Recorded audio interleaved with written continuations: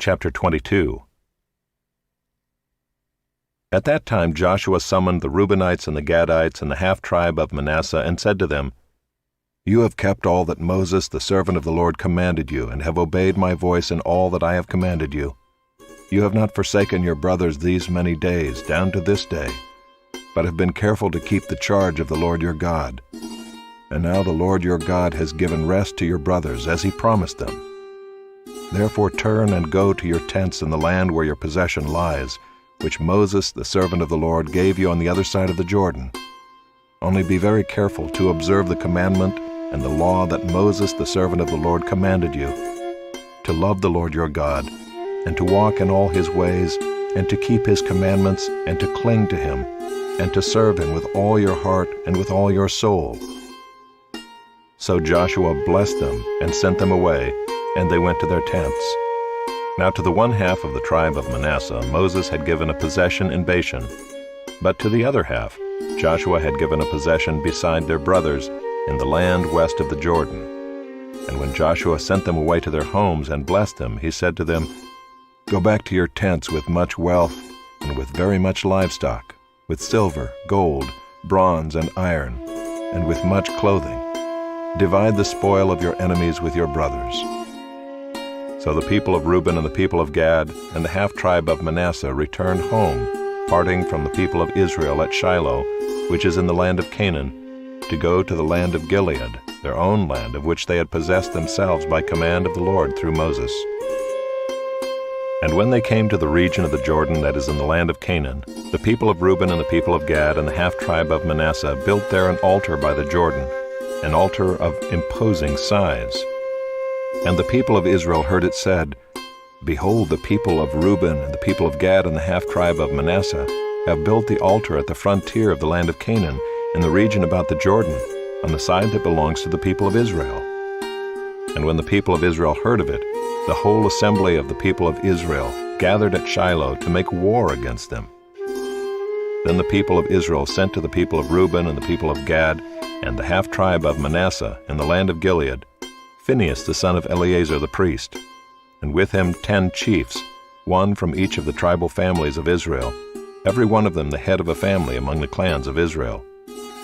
And they came to the people of Reuben, the people of Gad, and the half-tribe of Manasseh in the land of Gilead, and they said to them, "Thus says the whole congregation of the Lord, what is this breach of faith that you have committed against the God of Israel in turning away this day from following the Lord, by building yourselves an altar this day in rebellion against the Lord? Have we not had enough of the sin at Peor, from which even yet we have not cleansed ourselves, and for which there came a plague upon the congregation of the Lord, that you too must turn away this day from following the Lord? And if you too rebel against the Lord today, then tomorrow he will be angry with the whole congregation of Israel. But now if the land of your possession is unclean, pass over into the Lord's land where the Lord's tabernacle stands, and take for yourselves a possession among us. Only do not rebel against the Lord, or make us as rebels by building for yourselves an altar other than the altar of the Lord our God. Did not Achan the son of Zerah break faith in the matter of the devoted things, and wrath fell upon all the congregation of Israel? And he did not perish alone for his iniquity." Then the people of Reuben, the people of Gad, and the half-tribe of Manasseh said in answer to the heads of the families of Israel, "The mighty one, God the Lord, the mighty one, God the Lord, he knows, and let Israel itself know. If it was in rebellion or in breach of faith against the Lord, do not spare us today for building an altar to turn away from following the Lord. Or if we did so to offer burnt offerings or grain offerings or peace offerings on it, may the Lord himself take vengeance. No, but we did it from fear that in time to come your children might say to our children, 'What have you to do with the Lord, the God of Israel?' For the Lord has made the Jordan a boundary between us and you, you people of Reuben and people of Gad. You have no portion in the Lord. So your children might make our children cease to worship the Lord. Therefore we said, 'Let us now build an altar not for burnt offering, nor for sacrifice, but to be a witness between us and you, and between our generations after us, that we do perform the service of the Lord in his presence with our burnt offerings and sacrifices and peace offerings, so your children will not say to our children in time to come, You have no portion in the Lord." And we thought, if this should be said to us or to our descendants in time to come, we should say, "Behold, the copy of the altar of the Lord, which our fathers made, not for burnt offerings, nor for sacrifice, but to be a witness between us and you. Far be it from us that we should rebel against the Lord and turn away this day from following the Lord by building an altar for burnt offering, grain offering, or sacrifice, other than the altar of the Lord our God that stands before his tabernacle." When Phinehas the priest and the chiefs of the congregation, the heads of the families of Israel who were with him, heard the words that the people of Reuben and the people of Gad and the people of Manasseh spoke, it was good in their eyes.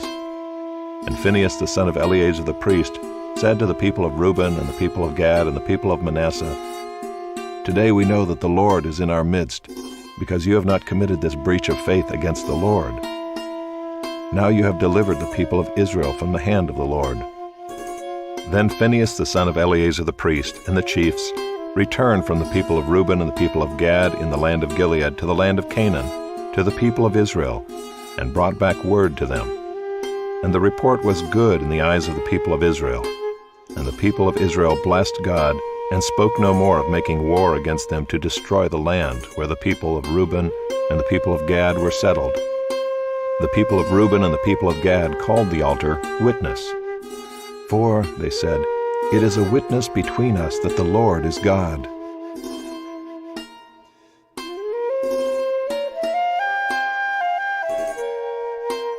Chapter 23. A long time afterward, when the Lord had given rest to Israel from all their surrounding enemies, and Joshua was old and well advanced in years, Joshua summoned all Israel, its elders and heads, its judges and officers, and said to them, "I am now old and well advanced in years, and you have seen all that the Lord your God has done to all these nations for your sake. For it is the Lord your God who has fought for you. Behold, I have allotted to you as an inheritance for your tribes those nations that remain, along with all the nations that I have already cut off, from the Jordan to the great sea in the west. The Lord your God will push them back before you and drive them out of your sight, and you shall possess their land, just as the Lord your God promised you.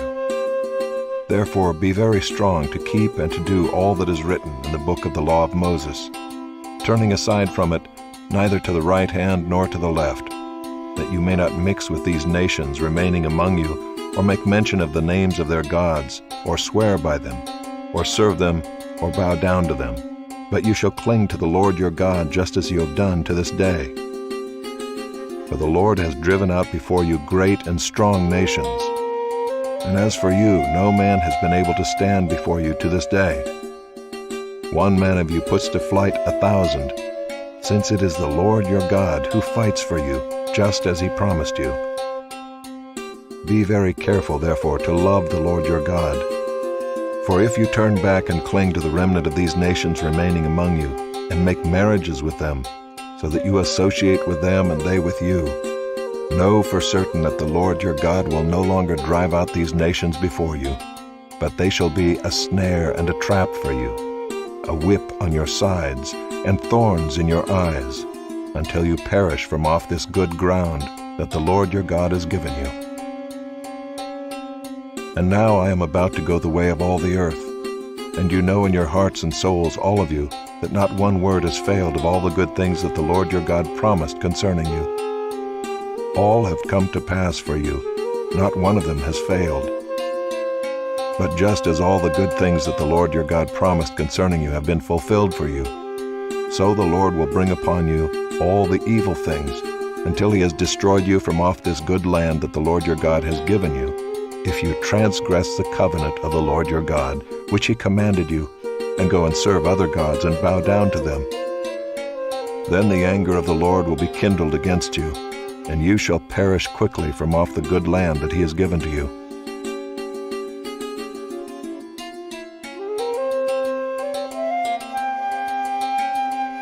Chapter 24. Joshua gathered all the tribes of Israel to Shechem, and summoned the elders, the heads, the judges, and the officers of Israel. And they presented themselves before God. And Joshua said to all the people, "Thus says the Lord, the God of Israel, Long ago your fathers lived beyond the Euphrates, Terah the father of Abraham and of Nahor, and they served other gods. Then I took your father Abraham from beyond the river and led him through all the land of Canaan, and made his offspring many. I gave him Isaac, and to Isaac I gave Jacob and Esau. And I gave Esau the hill country of Seir to possess. But Jacob and his children went down to Egypt.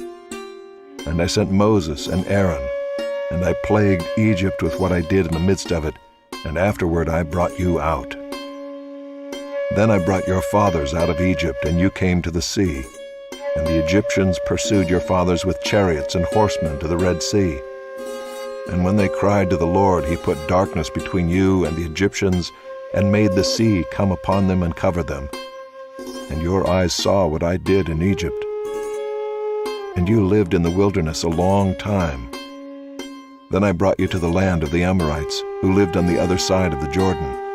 They fought with you, and I gave them into your hand, and you took possession of their land, and I destroyed them before you. Then Balak the son of Zippor, king of Moab, arose and fought against Israel. And he sent and invited Balaam the son of Beor to curse you. But I would not listen to Balaam. Indeed, he blessed you. So I delivered you out of his hand.